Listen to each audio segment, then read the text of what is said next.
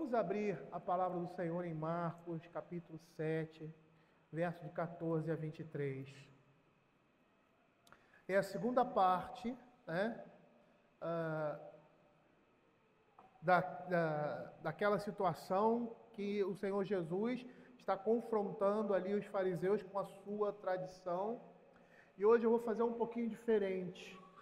Eu vou pregar, né, vou falar e vou aplicar no mesmo momento, no verso, não vou deixar terminar o texto para aplicar no final, até porque se eu não conseguir expor tudo o que eu quero desenvolver nesse dia, eu já tenha trazido uma aplicação daquilo que a gente falou até aquele momento ao coração da igreja. Diz assim a palavra do Senhor: convocando ele de novo a multidão, disse: ouvi-me todos e entendei. Nada há fora do homem que entrando nele o possa contaminar, mas o que sai do homem é o que o contamina. Se alguém tem ouvidos para ouvir, ouça. Quando entrou em casa, deixando a multidão, seus discípulos o interrogaram acerca da parábola. Então lhes disse: assim vós também não entendeis? Não compreendeis que tudo que de fora entra no homem não pode contaminar, porque não lhe entra no coração, mas no ventre e sai para o lugar escuso? E assim considerou ele puro todos os alimentos. E dizia: o que sai do homem, isso é o que contamina, porque de dentro do coração dos homens é que procedem os maus desígnios, a prostituição, os furtos, os homicídios, os adultérios, a avareza, as malícias, o dolo, a lascívia, a inveja, a blasfêmia, a soberba, a loucura. Ora, todos esses males vêm de dentro e contaminam o homem. Nós temos nesses versos aqui a segunda parte da narrativa de Marcos, do diálogo entre Jesus e os fariseus a respeito da tradição dos anciãos no que diz respeito à purificação, ou seja, aquilo que pode ou não contaminar um homem, que pode tornar o homem inadequado para a comunhão com Deus. A passagem de Marcos, do capítulo 7, do verso 1 ao verso 23, é a mais longa de um conflito do Evangelho, de Marcos, e a sua extensão é um sinal, um indício da sua importância. Marcos, nessa passagem, ele trabalha para esclarecer qual é o propósito essencial da Torá, da lei de Deus, e, portanto, o fundamento da moralidade, que é uma questão de pureza, motivo e intenções internos, ou seja, do coração, e não de obediência externas a rituais e a costumes. De acordo com a passagem de Marcos, a impureza não pode ser mais considerada uma propriedade de objetos, mas antes uma descrição de atitudes internas, uma condição do coração. E aí, dessa forma, nós percebemos que a bondade de uma ação depende não apenas de sua prática, mas principalmente da sua intenção. E o que nós estamos vendo aqui, o que o Senhor Jesus vai criticar, é o que na realidade os fariseus estavam fazendo para retirar da lei o seu propósito intencional com essas ações, resultando em tentativas de estabelecer com a sua tradição substitutos humanos para o julgamento e graças divinos que a lei apresentava, porque a lei apontava para Cristo, mas não as suas tradições. O apóstolo Paulo, lá em Romanos capítulo 10, verso 3, ele vai falar disso, quando diz assim: porque desconhecendo a justiça de Deus e procurando estabelecer a sua própria, não se sujeitaram a que vem de Deus, porque o fim da lei é Cristo, para a justiça de todo o que crê. É o que nós estamos vendo aqui por meio desse comportamento. James Edward, comentando Marcos capítulo 7, ele diz assim: Jesus, ao contrário das tradições dos homens, é capaz de declarar o que realmente agrada a Deus. Marcos retrata Jesus como aquele que, em contraste com a tradição oral, é o verdadeiro revelador de Deus, pois Jesus pode produzir a transformação interna que a lei exige, mas essa transformação interna a lei não pode efetuar. E é dentro dessa perspectiva que nós vamos começar a expor a segunda parte desse conflito que nós estamos vendo aqui entre Jesus e a tradição dos fariseus e escribas. O verso 14 diz assim: convocando ele de novo a multidão, disse-lhes: ouvi-me todos e entendei. Nessa segunda parte da narrativa de Marcos, nós vemos Jesus trazendo a explicação para as multidões e para os discípulos acerca de tudo que havia com relação à tradição dos escribas e fariseus. Convocando ele de novo, a multidão disse-lhes: a tradição oral deles havia pervertido o sentido da Torá, ou seja, da lei de Deus, como eles chamavam.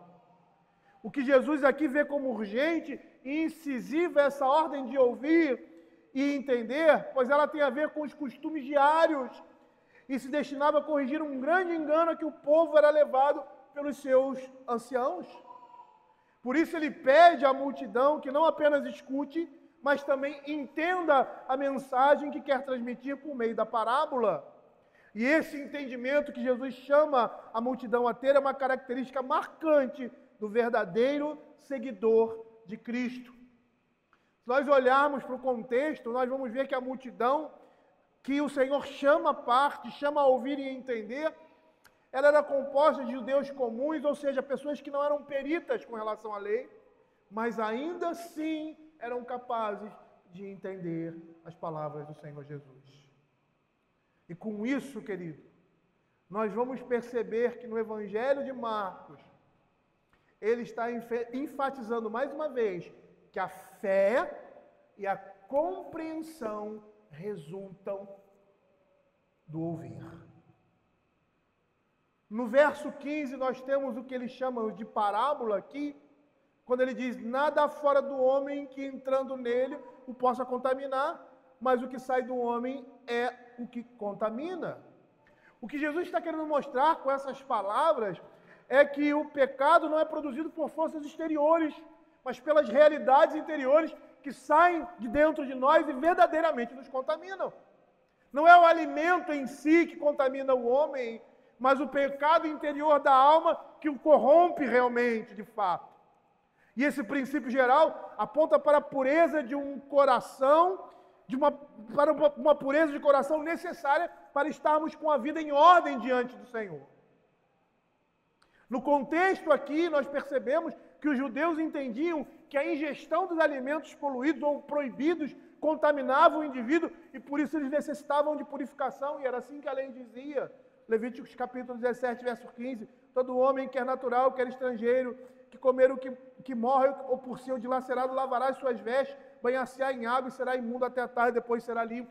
E todas essas ordenanças tinham aspectos, sim, dietético, ou seja, de cuidado com a saúde, mas tinha principalmente um alvo maior: expressar ou ser imagem de uma pureza, de uma limpeza que apontava para aquilo que era espiritual, para aquilo que representava a santidade de Deus com relação ao homem. Por isso aqueles detalhes de comida, detalhes de determinadas purificações. Por quê? Porque essas coisas estavam relacionadas ao culto a Deus. E ao povo como um povo separado de outros povos, porque era um povo dedicado à santidade ao Senhor. Essas coisas eram imagens, eram figuras. E que por um tempo foram necessárias, mas que apontavam para outra coisa maior. E perceba aqui que Jesus reverte a direção do fluxo de contaminação, porque na realidade são as impurezas internas que contaminam as coisas externas. Matthew Henry faz um comentário interessante sobre essa passagem. Ele diz assim: quando Jesus deseja acabar com a tradição dos fariseus sobre o lavar as mãos antes de comer, ele ataca a opinião em que ela se baseava. Note que a melhor forma de curar costumes corruptos é corrigir noções corruptas. Por isso essa parábola de Jesus, pois nada há fora do homem nele entrando que possa torná-lo impuro. Pelo contrário, aquilo que sai do homem é o que o torna impuro. É bem interessante a forma como Jesus apresenta esse princípio, porque na teoria rabínica, os espaços interiores eram mais suscetíveis à contaminação, como vasos, copos, jarros, camas, e, portanto, mais necessitados de purificação. E Jesus replica e estende esse princípio orientador, aplicando a teoria dos recipientes contaminados às pessoas. Como se ele estivesse dizendo, se o interior de um vasilhame contamina pessoas, quanto mais essa contaminação não se daria se viesse do interior do homem. E aí ele lança essa questão no seu lugar, porque a impureza e contaminação são assuntos da intenção do coração e não da violação de rituais e formalidades cultuais. Após o Senhor proferir essa parábola, essa fala, ele entra em casa, como diz aqui, com os seus discípulos, né? Então ele chama a multidão e os seus discípulos estavam ali à par. Provavelmente a cena deveria ser, ele está ali, os discípulos do Senhor Jesus chegam em um determinado lugar e os fariseus já estão ali em cima deles e fazem todo aquele questionamento. Aí o Senhor separa a multidão, não sei como ele fez isso, ele separou daqueles homens, os fariseus e escribas, e lança essa parábola, e depois, num momento posterior, ele entra em sua casa, deixando a multidão. Agora ele fala diretamente aos discípulos. E é interessante porque nós vamos perceber que, não somente aqui, mas em outros momentos, o Senhor se dirige especialmente aos seus discípulos, ele proclama a sua palavra de uma maneira geral, mas ele concentra a explicação, o ensino para aqueles que verdadeiramente são os seus seguidores. Poderíamos dizer, sem medo de errar, para aqueles que realmente estavam interessados naquilo que o Senhor Jesus Cristo estava falando. Ele não deixa de falar a outros, mas ele sempre alimenta as suas ovelhas de forma especial. A importância desse preceito ensinado por Jesus é enfatizada aqui por essa audiência particular com os discípulos. Marcos põe os momentos da revelação divina em casa, longe da interferência e dos mais variados motivos que a multidão pode ter ao ouvir Jesus. E os discípulos se mostram mais uma vez incapazes de entender as verdades ditas por Cristo.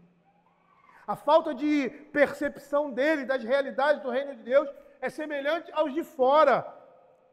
Por isso o Senhor Jesus vai acudi-los nesse sentido, como foi na parábola anterior, lá no capítulo 4 de Marcos, no capítulo 10, capítulo 4, verso de 10 a 2, sobre a parábola do semeador, que diz assim: quando Jesus ficou só, os que estavam junto dele com os 12 interrogaram a respeito das parábolas, e ele respondeu: a vós outro é dado conhecer o mistério do reino de Deus, mas ao de fora tudo se ensina por meio de parábolas, para que vendo vejam e não percebam, e ouvindo ouçam e não entendam, para que não venham a converter-se e haja perdão para eles. O Senhor quer que você e eu entendamos profundamente aquilo que Ele está falando em Sua palavra. A compreensão da lei que Jesus deseja não está relacionada aqui à visão física ou à consciência mental, mas ao coração. E por isso Ele chama os seus discípulos à parte. O coração, que é o tema, vamos dizer assim, que está subscrito aqui, é o centro da personalidade humana, o centro da vontade do homem, cuja separação foi lamentada pelo profeta Isaías, na citação desse mesmo capítulo, no verso 6, quando ele diz assim: mas o seu coração está longe de mim. E para o benefício daqueles que não conseguem ver, como os discípulos do Senhor Jesus, como nós, mas precisam conhecer, Jesus explica a imagem. E eu quero fazer a minha primeira aplicação aqui desse texto. Quero trazer isso bem perto de você, o que isso fala ou deve falar ao nosso coração. E eu gostaria de chamar a atenção dos irmãos para o que estamos vendo aqui, ou seja, como os homens são lerdos, vagarosos para entender coisas espirituais, como nós somos lerdos e vagarosos para entender coisas espirituais. E por que isso? Porque a corrupção da natureza humana é uma enfermidade universal. Ela não afeta somente o coração, mas afeta a vontade, a consciência, a mente, a memória, o entendimento do homem. Uma mesma pessoa pode se mostrar extremamente inteligente, perspicaz, no tocante às coisas desse mundo, mas fracassa totalmente em compreender as mais simples verdades da fé cristã. E assim esses homens serão incapazes de absorver o mais simples raciocínio lógico dentro da perspectiva divina. Ele não verá significado algum nas mais claras afirmações doutrinárias do cristianismo. Para tal pessoa, essas coisas são tolas ou misteriosas, e ela vai ouvi-las como se estivesse ouvindo uma língua estrangeira, captando somente uma palavra aqui e ali, mas sem poder entender o sentido completo. A Escritura vai dizer que o mundo não conheceu a Cristo por sua própria sabedoria. Sim! O mundo ouve, mas não consegue compreendê-lo. O apóstolo Paulo, lá em 1 Coríntios, capítulo 1, verso 21, diz assim: visto como na sabedoria de Deus o mundo não conheceu por sua própria sabedoria, aprove a Deus salvar os que creem pela loucura da pregação. E quando nós falamos isso, não é porque a pessoa que lê a Bíblia ela não entende o que ela está lendo. Ela vai entender. Ela vai entender que quando Cristo morreu na cruz e derramou o seu sangue, Ele perdoou os nossos pecados. Ela vai entender isso. Porque isso é muito claro. O entendimento que ela não terá é o entendimento espiritual do que isso significa, da importância disso. Não somente para a sua vida, mas para esse mundo.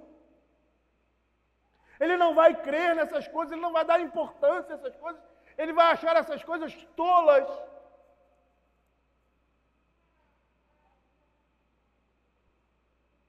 Essa é a condição do homem. E porque nós somos afetados por essa natureza pecaminosa, nós somos lerdos com relação à revelação de Deus. É muito interessante que existem algumas histórias na Escritura, fatos,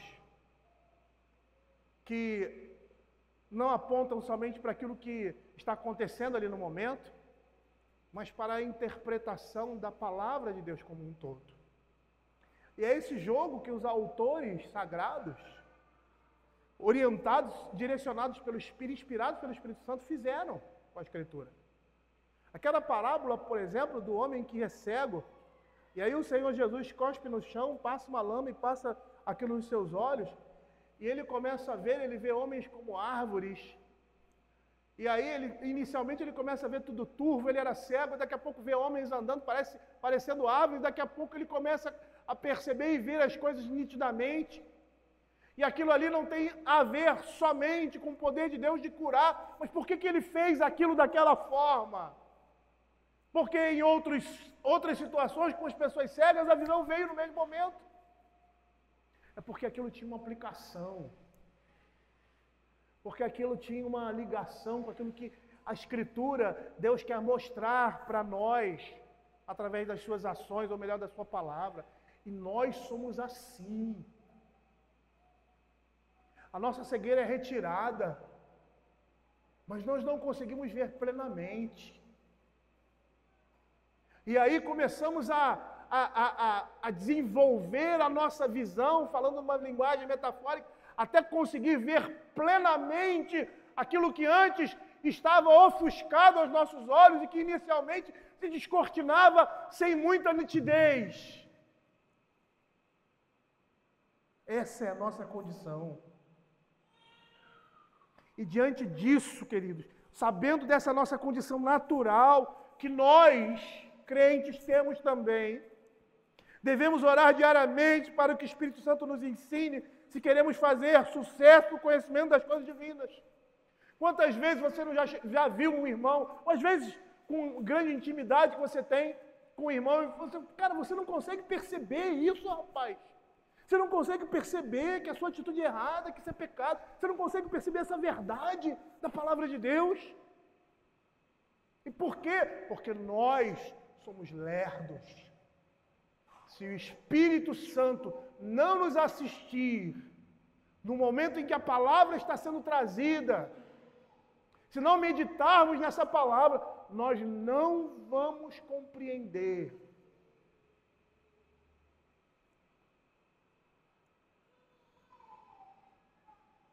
Sem o auxílio do Espírito Santo, os intelectuais mais brilhantes e os mais hábeis raciocínios não vão nos ajudar, nos ajudam apenas um pouco. Ao lermos a Bíblia e ao ouvirmos sermões, tudo isso vai depender do Espírito, muitas vezes, com o qual estamos lendo e ouvindo. E pela ação do Espírito Santo nas nossas vidas.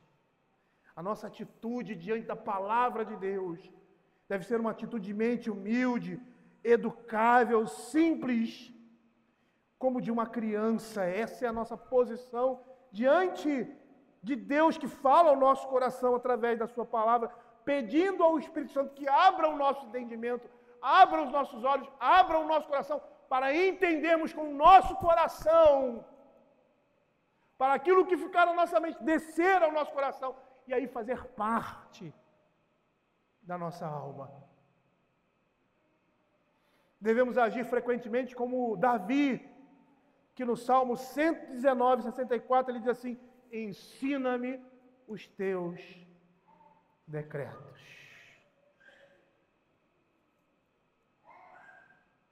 E aí, continuando aqui, os versos 18 e 19, diz assim: então lhe disse, assim também vós não entendeis, não compreendeis, que tudo que de fora entra no homem não pode contaminar, porque não lhe entra no coração, mas do ventre, e sai para o lugar escuso, e assim considerou ele puro todos os alimentos. Nesses versos fica muito claro que a contaminação, ou seja, a falta de pureza de um homem, não vem do que ele come de dentro dele, mas de dentro dele, do seu coração. E aqui ele mostra o processo, o alimento entra pelo estômago, para o estômago, passa por esse sistema digestivo, vai indo do prato para o quê? Para o esgoto. Ele passa pelo homem sem afetar o seu aspecto espiritual, sem afetar a sua alma. O alimento diz respeito a somente esse mundo. Por isso a nossa preocupação maior é com aquilo que afeta o nosso coração. Pois é no coração que ocorre a verdadeira contaminação do homem. E aí Marcos aproveita a oportunidade, porque não é esse o assunto. Apesar de ter se tocado nisso, na questão dos alimentos, o assunto não é esse. Porque iniciou-se com os teus discípulos não comem ao lavar as mãos, ou seja, não lavam as mãos ao comer. Ou seja, eles não se purificam, era um ritual, era um cerimonial de purificação, eles não fazem isso. Não tinha um aspecto aí de higiene pessoal, como nós fazemos de lavar as mãos. Não era isso.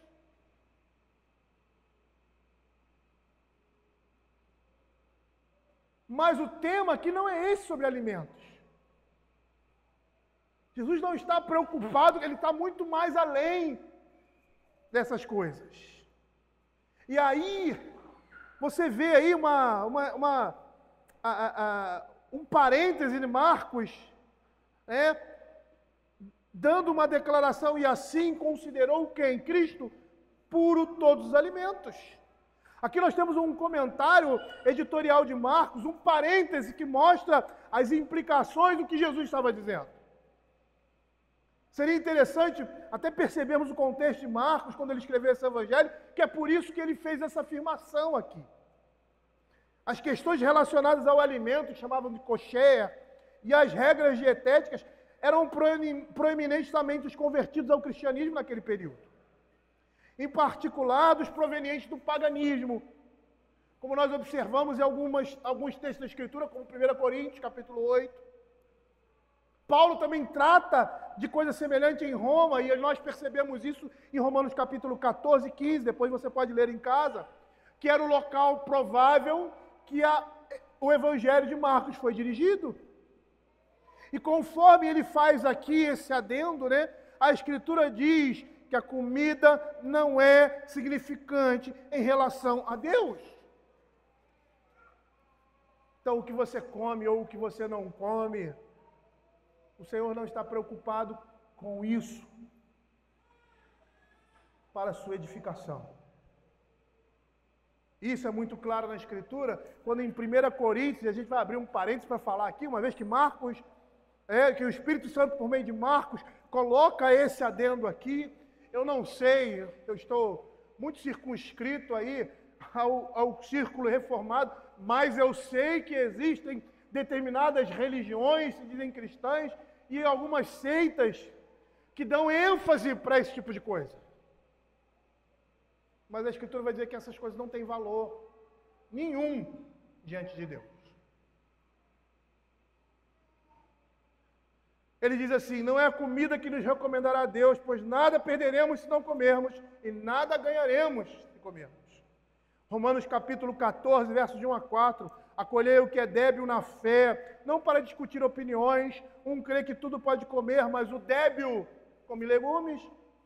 Quem come não despreza o que não come, e o que não come não julga o que come, porque Deus o acolheu. Essas regras sobre alimentos perderam a sua validade no novo pacto.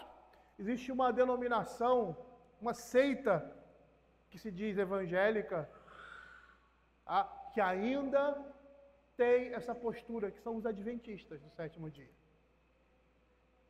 Eles têm essa postura com relação à comida relacionada ao Velho Testamento.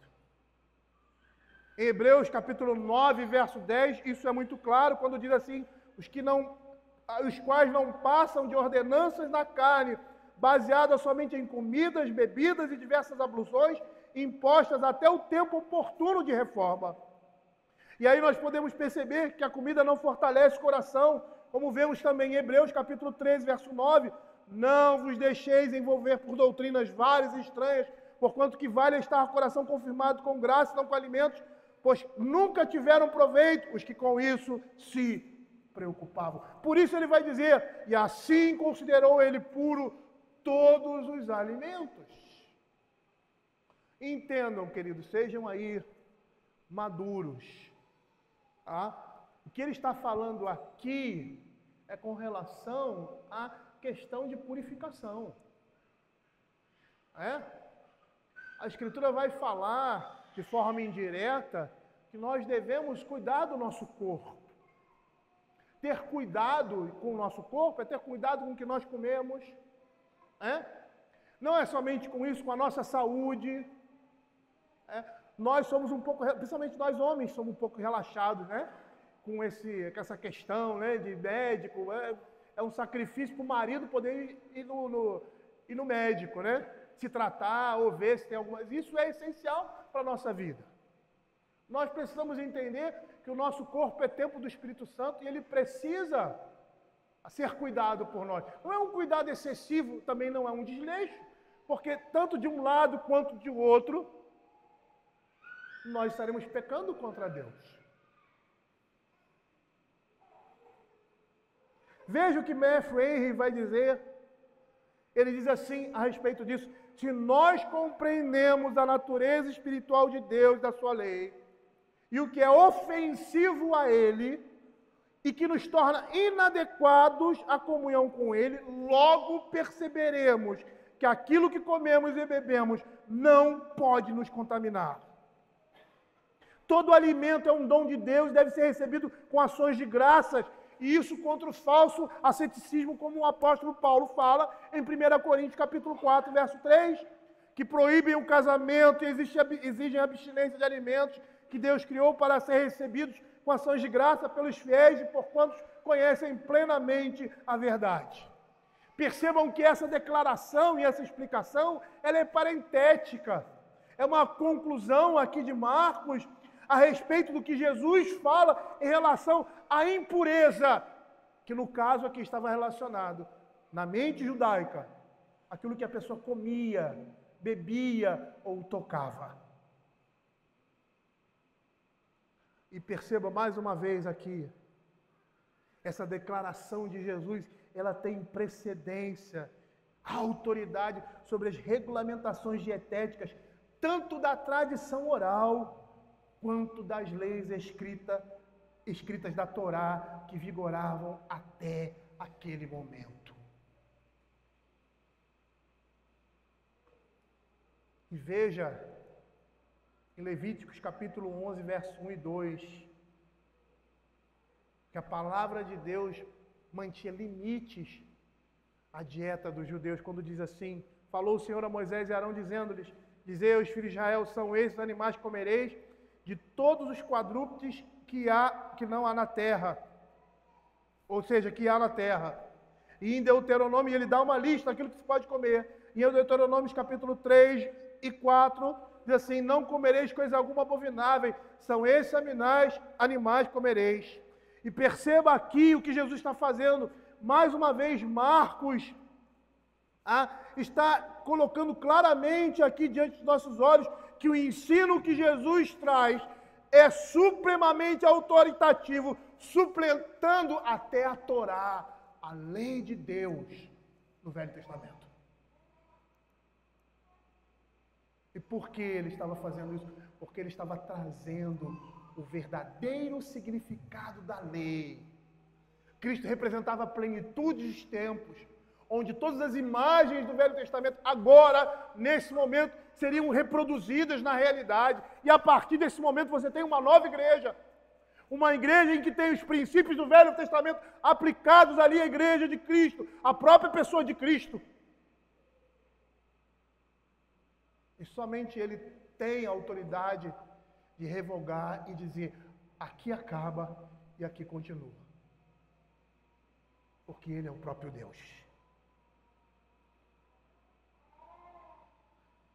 E aqui nós estamos vendo Jesus ousando atribuir um julgamento divino definitivo sobre uma questão concernente à revelação divina, e assim Ele assume o papel de Deus. Ele assume o papel de Deus, porque Ele é Deus.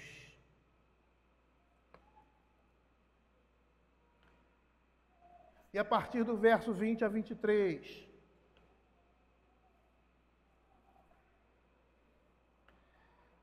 nós temos aqui o desfecho de toda essa questão, quando diz assim: o que sai do homem, isso é o que o contamina, porque dentro do coração dos homens é que procedem os maus desígnios, a prostituição, os furtos, os homicídios, adultérios, a avareza, as malícias, o dolo, a lascívia, a inveja, a blasfêmia, a soberba, a loucura. Ora, todos esses males vêm de dentro e contaminam o homem. Jesus está apresentando agora de forma explícita nesses versos o que de modo implícito estava na parábola, ou seja, no verso 15. Os versos anteriores são claros que os alimentos exteriores não podem contaminar uma pessoa. E agora Jesus diz claramente que na realidade torna uma pessoa impura é o seu coração. E coração aqui representa a alma, a mente, como fonte de pensamentos, paixões, desejos, apetites, afeições, propósitos e esforços, ou seja, o ser interior do homem. O coração, que é a vida interior dos pensamentos da pessoa, é a origem do pecado em nós.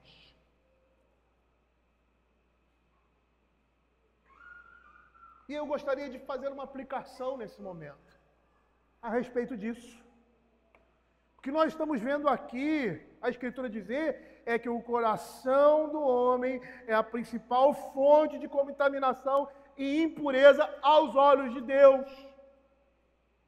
Porque a pureza moral de uma pessoa não depende das coisas exteriores, como lavar ou não lavar, de tocar ou não tocar em coisas, de comer ou não comer determinados alimentos, porque não há nada fora do homem que entrando nele o contamine, mas o que sai do homem é o que verdadeiramente o contamina.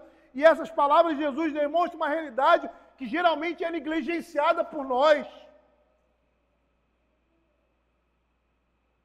E que realidade é essa? Que a nossa pecaminosidade original e a nossa inclinação natural para o pecado raramente são consideradas como convém. Por isso criamos essas coisas.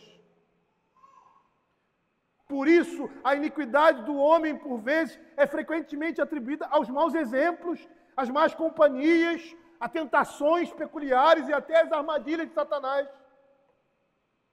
E aí, com isso, parece que nós esquecemos que cada homem traz dentro de si o manancial da sua própria iniquidade, o seu coração, como diz Jeremias, enganoso é o coração mais do que todas as coisas, e desesperadamente corrupto, quem o conhecerá?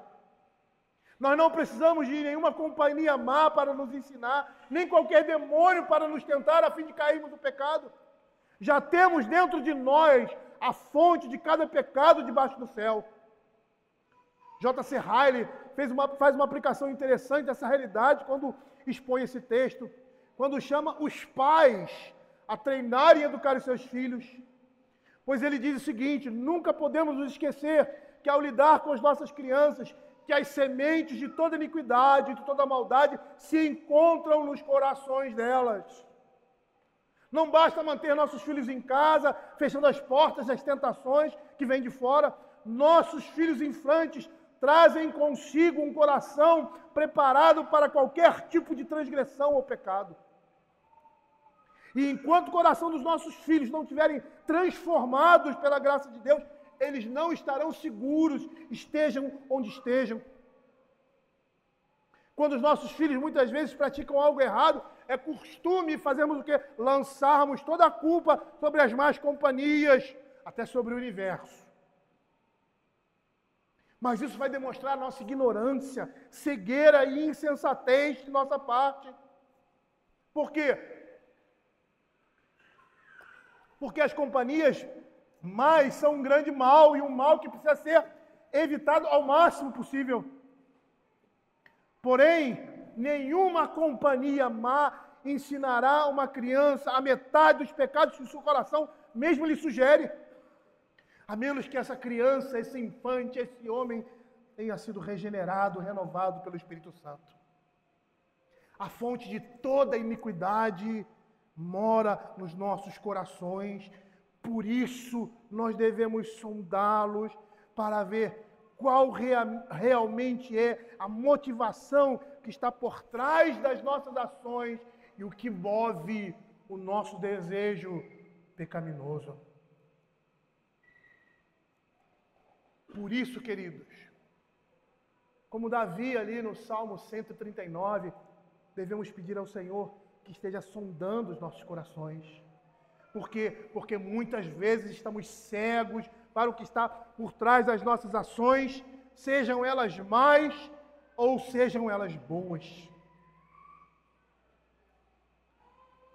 Hoje de manhã eu citei uma fala de Matthew Henry, que comenta esse verso dizendo assim: assim como uma fonte corrupta gera correntes corruptas, também um coração corrupto gera pensamentos corruptos, desejos e paixões corruptas, e todas aquelas palavras e ações malévolas que são produzidas por ele. Eu gostaria de terminar, meus irmãos, eu tenho mais coisa a dizer, mas não quero extrapolar o nosso horário.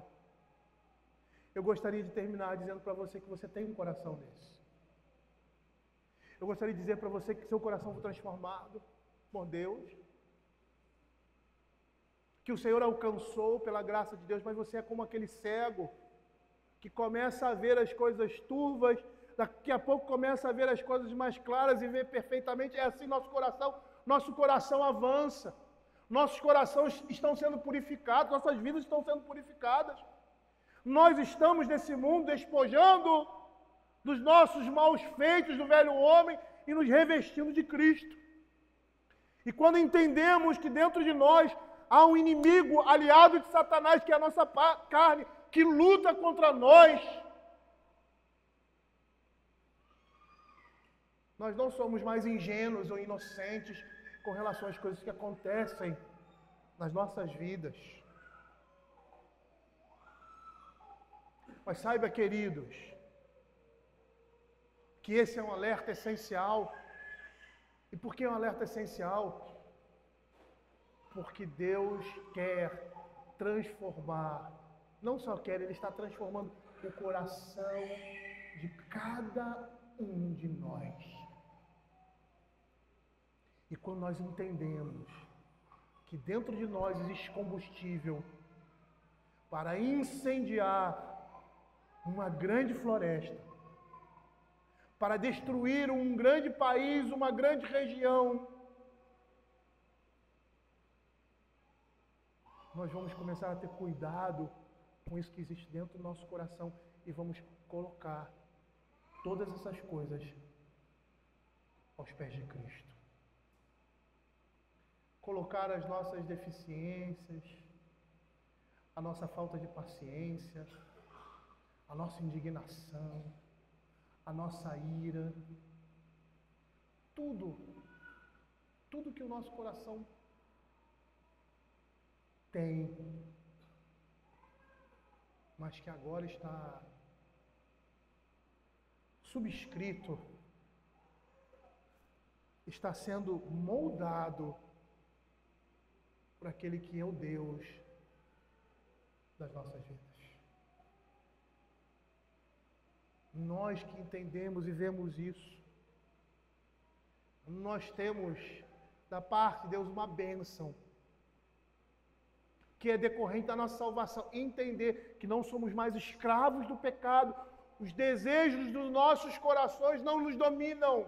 Nós não precisamos mais servir ao pecado como escravos, porque o nosso coração foi liberto, mas ainda permanece nele uma semente do mal. E a imagem do apóstolo Paulo, ali em Romanos, quem me livrará do corpo desta morte? É a imagem mais precisa da condição do homem nesse mundo, que vê o seu corpo ali na figura, se desfazendo, corpo dessa morte. Paulo chama corpo dessa morte ao tipo de justiça ou de pena que era aplicada ao homicida pelos romanos, uma delas. E o homicida, muitas vezes, era amarrado juntamente com a pessoa que ele matou, e eles eram lançados da prisão, e aquele corpo ia se desfazendo, e ao mesmo tempo que aquele corpo ia se desfazendo, ele ia vendo aquilo que ele fez, o seu pecado, ia também sendo contaminado pela decomposição daquele corpo. Muitos morriam nesse processo, outros não. Outros conseguiam sobreviver. Essa é a nossa situação. Por isso ele diz: desventurado homem que sou, quem me livrará do corpo dessa morte? E ele vai dizer: é Cristo Jesus. É Cristo Jesus que morreu e ressuscitou, que derramou o seu sangue por nós, que nos faz não mais ser escravos do pecado, escravo dos desejos do nosso coração, mas lutar e mortificá-lo, porque o Espírito Santo de Deus está transformando o nosso coração de pedra em coração de carne.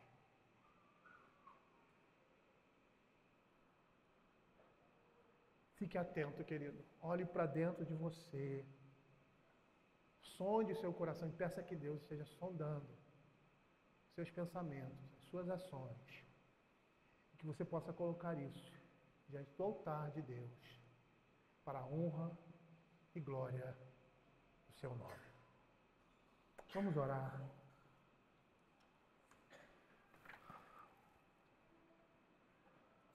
Senhor Deus Pai Todo-Poderoso, como a Escritura nos mostra a nossa fragilidade, Senhor Deus, como ela mostra a nossa condição, e ela mostra essa condição para que nós nos voltemos para Cristo, para que possamos nos agarrar a Ele e entender que a nossa vida exclusivamente depende da graça e da misericórdia dEle, que o avanço que temos contra o pecado, Senhor Deus, nos é dado por essa mão graciosa, Senhor de Deus, por meio do Seu Espírito, por meio do Espírito de Cristo. E que nós, Senhor Deus, Teu povo, estamos sendo sim, Senhor Deus, tendo corações transformados, corações que eram endurecidos, ó Pai, estão sendo amolecidos, ó Pai, pela Tua palavra, Senhor Deus, pela Tua ação, pela ação do Teu Espírito Santo na vida do Teu povo, Pai. Torna, Senhor, o nosso coração completamente piedoso. Transforma-nos, ó Pai, a cada dia mais, por meio da Tua palavra, ao ponto que estejamos despojando, Senhor Deus, vestes antigas e nos revestindo daquele que é Senhor nas nossas vidas. É o que nós pedimos, em nome de Jesus. Amém.